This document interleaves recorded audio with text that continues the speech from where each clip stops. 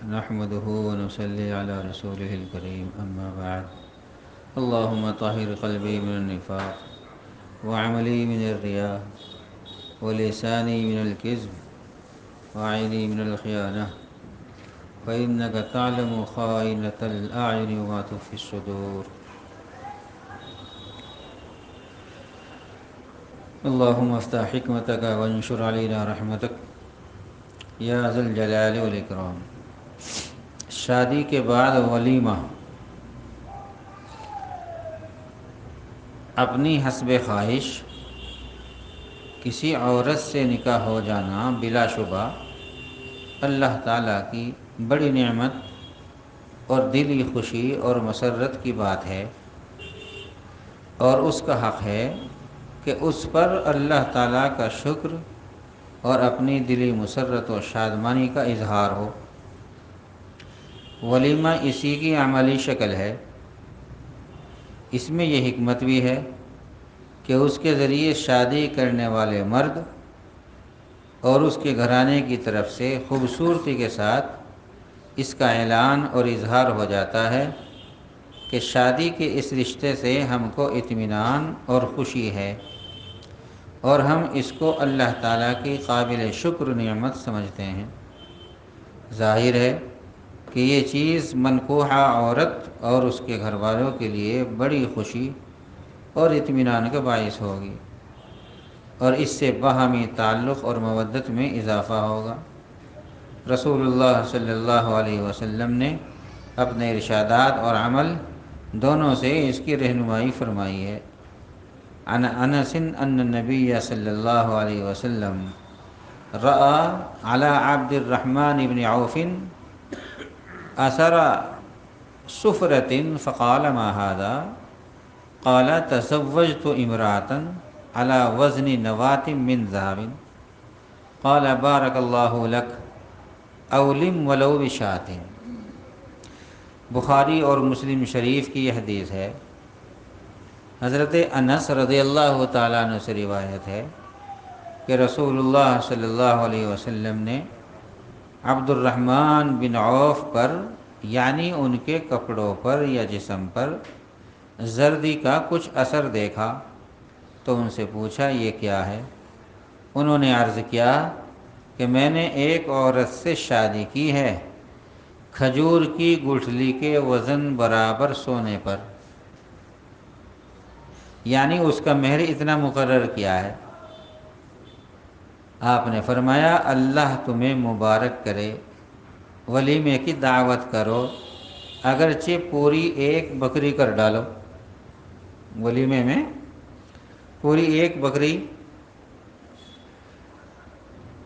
مطلب اس حدیث شریف کا حضور پاک صلی اللہ علیہ وسلم کے ارشاد اولم ولو بشاتن کا مطلب بظاہر یہی ہے کہ دل کھول کے ولیمہ کرو، چاہو تو اس ولیمے کے لیے ایک بکری مستقل ذبح کر ڈالو۔ رسول اللہ صلی اللہ علیہ وسلم اپنے اصحاب اور رفقا کی تطیب خاطر کے لیے کبھی ایسی بے تکلفی اور خوش طبیعی کی باتیں بھی فرمایا کرتے تھے۔ حضرت عبد الرحمن بن عوف سے آپ کا یہ ارشاد بھی اسی قبیل سے تھا۔ ایک بات اس حدیث سے یہ بھی معلوم ہوئی کہ رسول اللہ صلی اللہ علیہ وسلم کی تعلیم و تربیت نے صحابہ کرام کو ایسا بنا دیا تھا کہ وہ اپنی شادی نکاح کی تقریبات میں بھی حضور صلی اللہ علیہ وسلم کو شرکت کی زحمت نہیں دیتے تھے، بلکہ اطلاع کرنا بھی ضروری نہیں سمجھتے تھے۔ عبد الرحمن بن عوف جو خواص اصحاب اور عشرہ مبشرہ میں سے، یعنی بڑے صحابہ میں سے اور عشرہ مبشرہ میں سے ہیں، انہوں نے خود اپنی شادی کی اور حضور کو خبر بھی نہیں ہوئی۔ حدیث میں عبد الرحمن بن عوف پر زردی کے اثر کا جو ذکر ہے اس کی حقیقت یہ سمجھنی چاہیے کہ نئی دلہن زعفران وغیرہ سے رنگے ہوئے کپڑے پہنتی تھی، اس کا اثر مرد کے کپڑوں یا جسم پر بھی آ جاتا تھا، تو رسول اللہ صلی اللہ علیہ وسلم نے اسی طرح کا اثر عبد الرحمن بن عوف پر محسوس کیا تھا، اس لیے پوچھا یہ کیا ہے؟ تو آپ نے جواب میں فرمایا تھا کہ یا رسول اللہ میں نے شادی کر لی ہے۔ عن انس قال ما اولم رسول اللہ صلی اللہ علیہ وسلم على احد من نسائه ما اولم على زینب اولم بشات۔ حضرت انس رضی اللہ تعالیٰ عنہ سے روایت ہے کہ رسول اللہ صلی اللہ علیہ وسلم نے اپنی کسی بیوی کے نکاح پر ایسا ولیمہ نہیں کیا جیسا کہ زینب بنت جہش کے نکاح کے موقع پر کیا تھا۔ پوری ایک بکری پر ولیمہ کیا۔ اس حدیث سے معلوم ہوا کہ اور سب بیویوں کے نکاح پر آپ نے جو ولیمے کی دعوت کی وہ اس سے مختصر اور ہلکے پیمانے پر تھی، یعنی ایک بکری کا ولیمہ بہت بڑا ولیمہ سمجھا گیا۔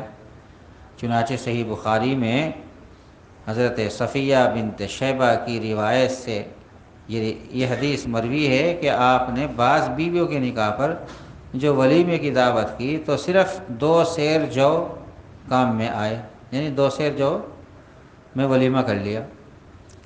اور اسی صحیح بخاری میں حضرت انس رضی اللہ تعالیٰ عنہ کا یہ بیان مروی ہے کہ رسول اللہ صلی اللہ علیہ وسلم نے جب حضرت صفیہ کو اپنے نکاح میں لیا اور لوگوں کو ولیمے کی دعوت دی تو دسترخوان پر گوشت اور روٹی کچھ نہیں تھا، کچھ کھجوریں تھی اور کچھ پنیر اور کچھ مکھن تھا، بس یہ آپ کا ولیمہ ہو گیا۔